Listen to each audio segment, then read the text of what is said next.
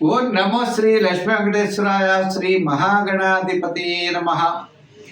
ఉగ్రం వీరం మహావిష్ణుం జ్వలంతం సర్వతోముఖం నృసింహం భీషణం భద్రం మృత్యుర్నమామ్యహం. ప్రేక్షకు నమస్కారాలు తెలియజేస్తూ మనం ఏప్రిల్ మాసంలో ఈ ద్వాదశ రాశులకి ఎలా ఉంటుంది అనే విషయాన్ని మనం స్పష్టంగా తెలుసుకుందాం. అనుకూలంగా లేని వారు సులభమైన పరిహారాల ద్వారా మనం ఆ యొక్క రాశులు వారు ఏం చేస్తే బాగుంటుందో తెలుసుకుని తద్వారా ఆచరించడం ద్వారా అనుకూలమైనటువంటి ఫలితాలను మనం పొందగలుగుతాం. అయితే ముందు సంచారం ఎలా ఉన్నది అన్నట్లయితే వృషభ రాశిలో గురుడు, మిథున కర్కాటక రాశుల్లో కుజుడు, కన్యా రాశిలో కేతువు, మీన రాశిలోనే 4 గ్రహాలు ఉన్నాయి. అంటే రవి, బుధుడు, శుక్రుడు, రాహు మీనరాశిలో ఉన్నాయి. మరి శని కుంభరాశిలో ఉన్నది. మరి కొంతకాలానికి అంటే ఏప్రిల్ 15వ తారీఖు నాటికి మనకి రవి భగవానుడు తప్పనిసరిగా మేషరాశిలో ప్రవేశం జరుగుతుంది. శని 19వ తారీఖు నాడు కుంభం నుండి మీనరాశిలో ప్రవేశం.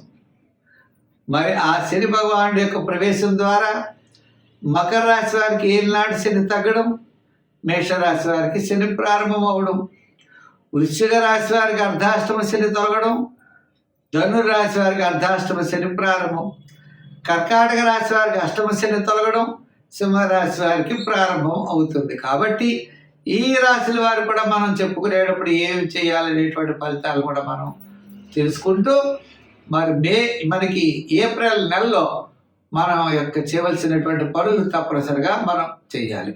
తద్వారా మంచి ఫలితాలు మనం పొందగలుగుతాం. పాజిటివ్ వైబ్రేషన్స్తో ఆలోచించాలి, నెగిటివ్గా మనం ఆలోచించకూడదు. అంటే కార్యసిద్ధి కలగాలంటే ఉద్యమేన హి సిద్ధ్యంతి కార్యాణి నమనోరథై. మనిషి యొక్క ప్రయత్నం చేతనే కార్యాలు సిద్ధిస్తాయి తప్ప కోరికల చేత కార్యములు మాత్రం సిద్ధించవు. అచేత ప్రతి ఒక్కరూ మంచి పని చేయండి, మంచిగా ఆలోచించండి, తప్పనిసరిగా విజయం సాధించగలుగుతాం. ముందు రాశుల గురించి తెలుసుకుందాం.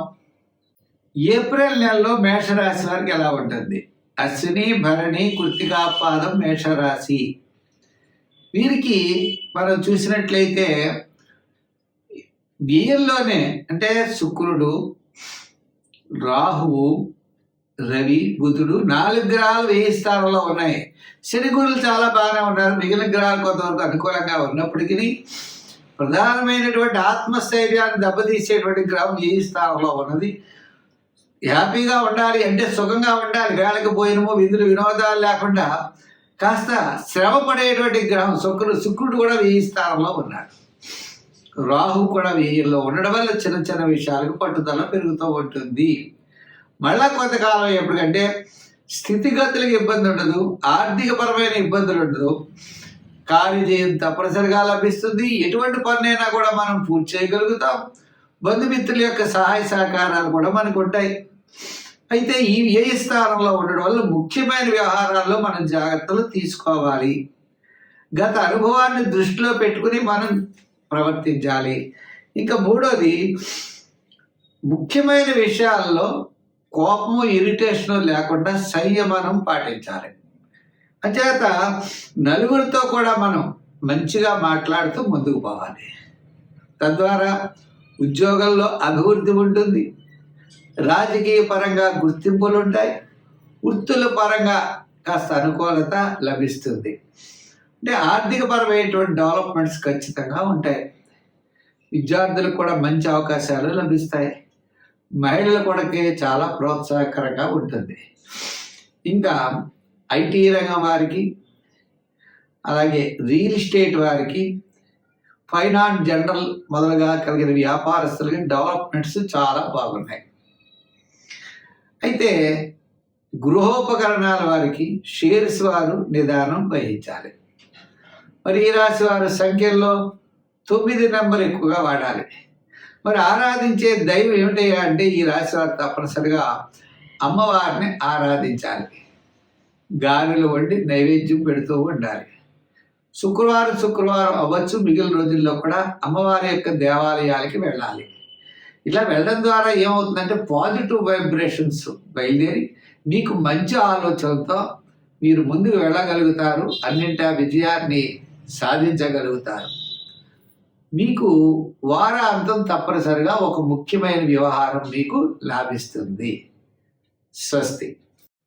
వృషభ రాశిలో కృత్తిక 2, 3, 4 పాదములు, రోహిణి, మృగశిర 1, 2 పాదములు వృషభ రాశి.